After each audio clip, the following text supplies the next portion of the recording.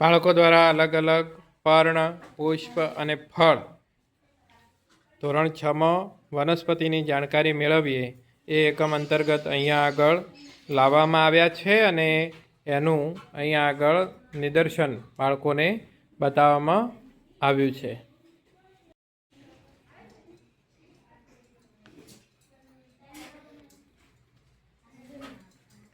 એમાં આ જે ભાગ છે એ વનસ્પતિના પુષ્પ છે.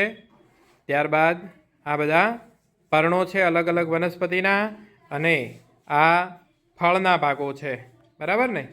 અલગ અલગ વનસ્પતિના પુષ્પ, પર્ણ અને ફળ બાળકો દ્વારા અહીંયા લાવવામાં આવ્યા છે.